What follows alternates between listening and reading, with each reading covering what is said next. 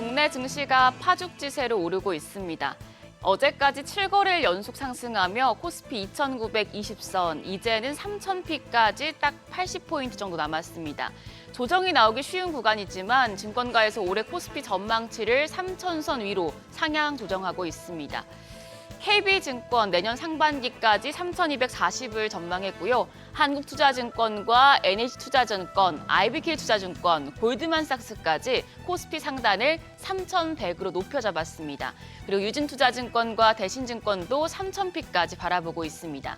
증권가에서는 3,000피를 내다보지만 투자자들은 반신반의하는 분위기입니다. 기대를 해야 할까요? 우려를 해야 할까요? 어제장 복귀하면서 오늘장 투자 포인트 짚어보겠습니다.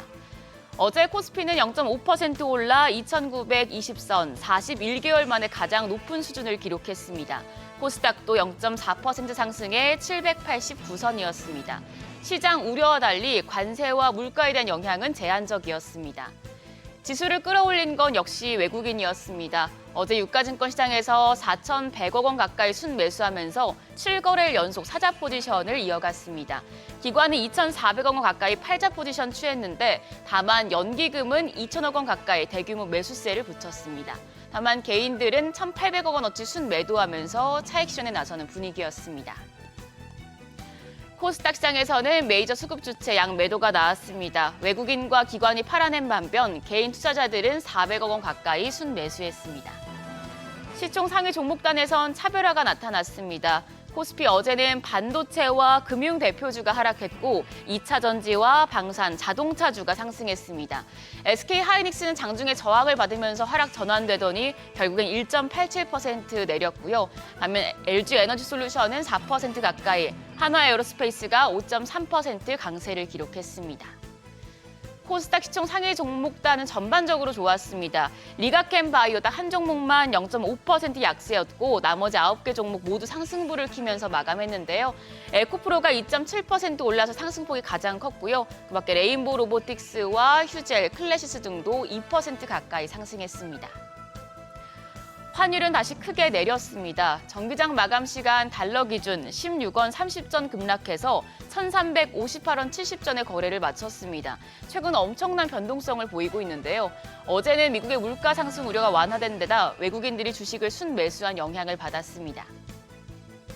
환율 야간 거래에서는 낙폭을 소폭 확대했습니다. 간밤 미국의 달러화 가치가 3년여 만에 최저치까지 내려가면서 환율도 영향을 받았습니다. 여기에 차익결제 선물원 시장에서 환율 1,355원 20전이었습니다. 오늘도 외환시장 약세로 출발하겠는데요. 1,350원 초반까지 떨어지면서 시장에 어떤 영향을 미칠지 확인이 필요합니다. 따끈따끈한 섹터별 리포트 정리해드립니다. 증권과 원전 섹터에 대한 긍정적인 보고서가 나왔습니다. 우선 한국투자증권은 증권주에 대해서 비중 확대 의견을 유지하면서 추천 종목들의 목표 주가를 높였습니다. 한국투자증권은 국내 주식시장 일평균 거래대금 추정치를 23조 2천억 원으로 34% 상향했습니다. 그러면서 증권업종은 연초 이후에 업종 지수가 70% 상승했음에도 커버리지 4개사의 밸류에이션이 여전하다고 분석을 했습니다. 정책 호재와 자본시장 강세로 브로커리지와 트레이딩, 기업금융 관련 이익 모멘텀도 지속되고 있다고 진단했습니다. 탑픽으로는 키움증권을 꼽으면서 목표 주가를 23만 5천 원으로 27% 높였고요. 삼성증권과 NH투자증권도 각각 7만 8천 원, 2만 1,500원으로 20%, 19% 상향 조정했습니다. 한편 삼성증권은 원전주에 대한 긍정적인 보고서를 냈습니다. 국내 원전주들이 이미 강한 랠리를 보여주고 있어 밸류에이션 부담이 있지만 장기적인 원전 시장 성장이 확실하다고 강조했습니다. IAEA에 따르면 전 세계 원전 설비 용량은 2050년까지 현재 2.6배로 늘어날 것으로 보이고 또 약 3조 달러에 가까운 투자가 이뤄질 것으로 보입니다. 특히 소형 모듈 원자로 SMR에 대한 성장이 기대되는데요.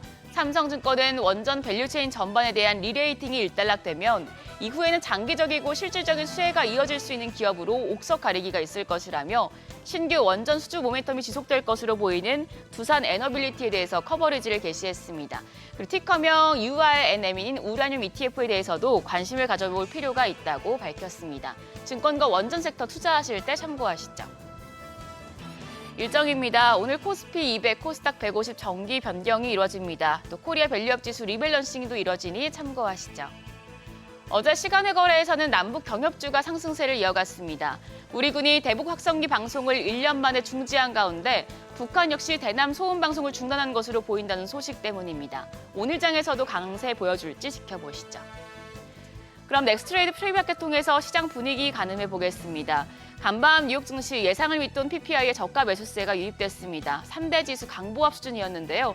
미국이 냉장고와 세탁기, 건조기에도 관세 인상 방침을 밝혀서 오늘 삼성과 LG전자 등의 타격이 예상이 되고요. 또 트럼프 대통령이 자동차 관세도 더 높일 수 있다고 말한 만큼 자동차주도 부담감 안고 출발할 수 있겠습니다.